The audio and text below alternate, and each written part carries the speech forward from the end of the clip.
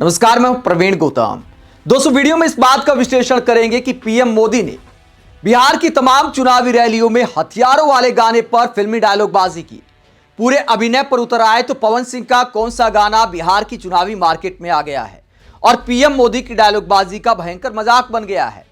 PM Modi के 3 बयान आपको सुनाएंगे और उन 3 गानों की हकीकत भी आपको बताएंगे कि क्या पीएम मोदी को ऐसा बोलने का कोई नैतिक अधिकार है, जबकि ऐसे गाने एनडीए के समर्थन में भी बनाए जा रहे हैं। और पवन सिंह का गाना तो पीएम मोदी को पूरी तरह एक्सपोज कर देता है कि देश के प्रधानमंत्री क्या होमवर्क करके चुनावी रैलियों में भाषण नहीं देते। बिहार की चुनावी रैली में पीएम मोदी का डायलॉग नंबर 1 आपको सुनाते हैं। क्या कहते हैं गाने को लेकर पीएम मोदी, उसके बाद वैसा ही एक और गाना आपको दिखाएंगे। आरजेडी वालों का एक और गाना है। अब आप देखिए क्या क्या कर रहे हैं, क्या क्या सोच रहे हैं। और मैं तो देशवासियों को कहूंगा, देखिए ये बिहार में जमानत पर जो लोग हैं वो कैसे लोग हैं। उनका क्या गाना है? भैया के आबेदे सत्ता, भैया के आबेदे सत्ता, कट्टा सटा के उठा लेब घरवा से। आप अंदाजा लगा सकते हैं कि ये जंगल राज वाले सरकार में वापसी के लिए क्यों इतने बेचैन है। इन्हें जनता की सेवा नहीं करनी, इन्हें जनता को कट्टा दिखाकर लूटना है, लूटना। उन्हें घर से उठवा लेना है। तो पीएम मोदी कहते हैं कि भैया जी की सरकार आने पर कट्टा सटाकर घर से उठाने की धमकी दी जा रही है। लेकिन दोस्तों, क्या ऐसे गाने सिर्फ आरजेडी के समर्थक बना रहे हैं? पीएम मोदी को एक पोस्टर में दिखाता हूं, गाना मैं चला नहीं सकता क्योंकि कॉपीराइट का मसला हो जाता है। ये देखिए आप, ये देखिए, चिराग भैया के आवे दे सत्ता। पीएम मोदी जो डायलॉग बोल रहे थे एकदम कॉपी पेस्ट। चिराग पासवान को सीएम बनाने का सपना दिखाने वाला ये गाना सुनील बउआ नाम के एक सिंगर ने गाया है। और इसमें क्या टाइटल दिया गया है, जो पीएम मोदी डायलॉग बोल रहे थे रैली में कि भैया के आबे दे सत्ता, तो सेम टू सेम भैया के आबे दे सत्ता, चिराग भैया के आबे दे सत्ता, उठा ले वो घरा सारे, मतलब घर से उठा लेने की इसमें भी बात की जा रही है। सिंगर के हाथ में यहां पर भी हथियार दिखाई दे रहा है। तो चिराग पासवान तो एनडीए के नेता हैं, अब उनके समर्थक भी इस तरह की बात कर रहे हैं, तो क्या पीएम मोदी इस पर बोल पाएंगे? Same to same PM Modi ने जो डायलॉग बोला उस पर चिराग पासवान के गुणगान में यह गीत बनाया गया है, गाना बनाया गया है। तो पीएम मोदी कौन से भैया की बात कर रहे हैं? इसके बाद डायलॉग नंबर 2 आप सुनिए पीएम मोदी का। डायलॉग नंबर 2 में क्या कहते हैं, छाती पर गोली मारने वाला डायलॉग। आरजेडी का एक और गाना चल रहा है।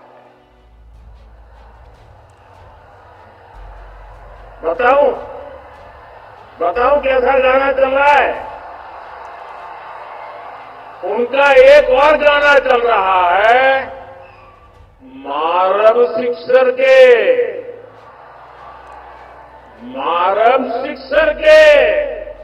6 गोली छाती में।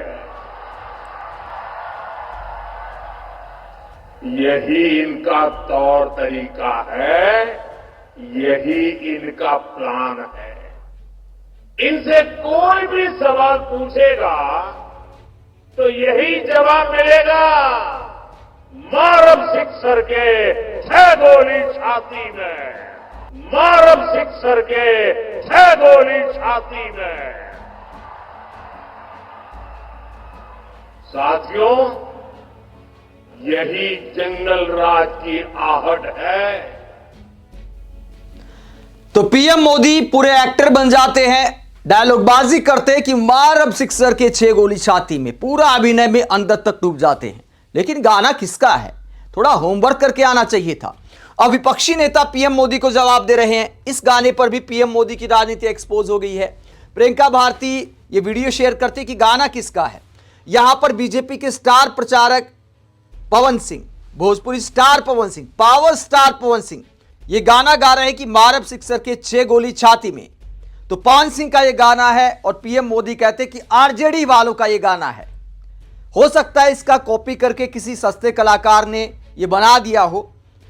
मनोरंजन की मार्केट में बहुत सारा कॉपी पेस्ट चलता है, एक गाने पर अभिनय की भरमार हो जाती है। तो पीएम मोदी ने कोई सोशल मीडिया पर देख लिया होगा, लेकिन देश की इतनी बड़ी पार्टी को, इस वक्त भारत की सबसे बड़ी पार्टी को क्या इस तरह की राजनीति करनी चाहिए?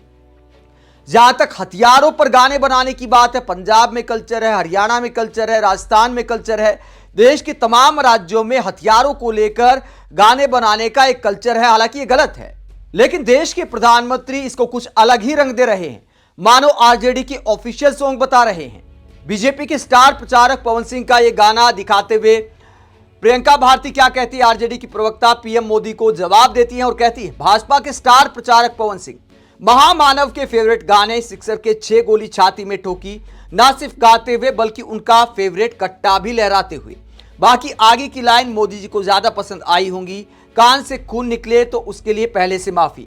तो प्रियंका दिखा रही है कि आपके स्टार प्रचारक पवन सिंह इस गाने में क्या क्या बोलते हैं और देश के प्रधानमंत्री दूसरों पर आरोप लगाते हैं। पवन सिंह के गाने को आरजेडी का बताते हैं। पवन सिंह के इस गाने को लेकर वरिष्ठ पत्रकार आवेश तिवारी क्या कहते हैं? वो कहते हैं, गुरुजी ने कहा कि राजद का गाना चल रहा है कि मारब सिक्सर के 6 गोली छाती में।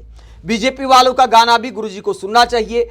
सिक्सर से तो केवल 6 गोली निकलेगी। इनका ऑफिशियल गायक पवन सिंह गा रहा है, छागल पे 6 गो आ नथिया पे 9 गो, चुई कवनो घगरी तक गोली चली 100 गो। गाने में बताया गया है कि कहीं पर छुआ जाएगा तो 6 गोली चलेंगी, नथिया पे छुआ जाएगा तो 9 गोली चलेंगी, और अगर घगरी चोली पर छुआ गया तो 100 गोली चलेंगी। तो बाकायदा गिनती बताई जा रही है कि कहां पर छूने पर कितनी गोलियां चलेंगी। ये पवन सिंह का गाना है और पीएम मोदी दूसरे दलों पर इन हल्की बातों को लेकर राजनीति करते हैं। मनोरंजन की मार्केट में इस तरह के गाने आते रहते हैं, तमाम भाषाओं में आते हैं, लेकिन पीएम मोदी ने इसे भी तेजस्वी यादव से जोड़ दिया, आरजेडी से जोड़ दिया, जबकि एनडीए नेताओं के समर्थन में भी ऐसे गानों की भरमार आ गई है। इसके आगे पीएम मोदी क्या कहते हैं? बयान नंबर 3 आप सुनिए पीएम मोदी का। आरजेडी के नेताओं के किस तरह के गाने वायरल हो रहे हैं, चुनाव प्रचार के जो गाने हैं, कैसे गाने वायरल हो रहे हैं।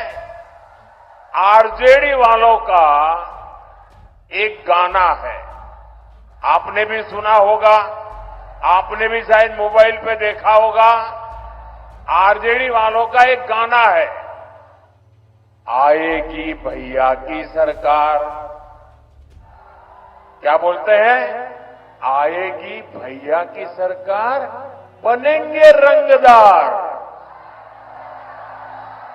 आप सोचिए, ये आरजेडी वाले इंतजार कर रहे हैं कि कब उनकी सरकार आए और कब अपहरणीय, रंगदारी, ये पुराना गोरख धंधा फिर से शुरू हो जाए।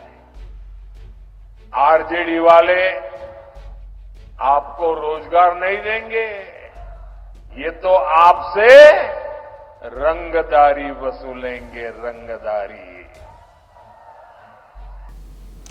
तो पीएम मोदी गानों को लेकर आरोप लगाते हैं कि तेजस्वी यादव की सरकार आने का बस इंतजार किया जा रहा है। ये कहते कि आरजेडी के गाने हैं जो चुनाव प्रचार में इस्तेमाल कर रहे हैं। भैया की सरकार नाम से अनेकों गाने यूट्यूब पर भरे पड़े हैं। चुनाव के ऐलान से पहले ही ऐसे गाने बहुत सारे बने पड़े हैं, लेकिन देश के प्रधानमंत्री ऐसे गानों को लेकर हल्की सियासत करते हैं, जबकि हकीकत यह है कि चुनाव प्रचार से इन गानों का कोई लेना देना नहीं है। तमाम राज्यों में तमाम भाषाओं में ऐसे गाने बनते रहते हैं, लेकिन देश के प्रधानमंत्री हथियारों को ग्लोरीफाई करने वाले गानों को देश की राजनीति में घसीट लाए हैं, मानो तेजस्वी यादव ही यूट्यूब वालों से ऐसा कंटेंट बनवा रहे हैं। प्रधानमंत्री को ऐसी हल्की राजनीति नहीं करनी चाहिए। कोई नौसिखिया नेता बोले तो फिर भी चल जाता है, लेकिन देश के सबसे ताकतवर पद पर बैठे हैं, विश्व गुरु होने का दावा करते हैं और इस तरह की डायलॉगबाजी यूट्यूब कंटेंट को लेकर करते हैं। मतलब यूट्यूब की दुनिया में कहीं कोई गाना बन रहा है, उसको तेजस्वी यादव से जोड़ दिया, जबकि ऐसे ही बोल के साथ एनडीए के नेताओं पर भी वही गाने बन रहे हैं। आप प्रधानमंत्री की ऐसी हल्की राजनीति को लेकर क्या सोचते हैं? कमेंट बॉक्स में अपनी राय जरूर दें। साथ ही चैनल को सब्सक्राइब भी करें। नमस्कार।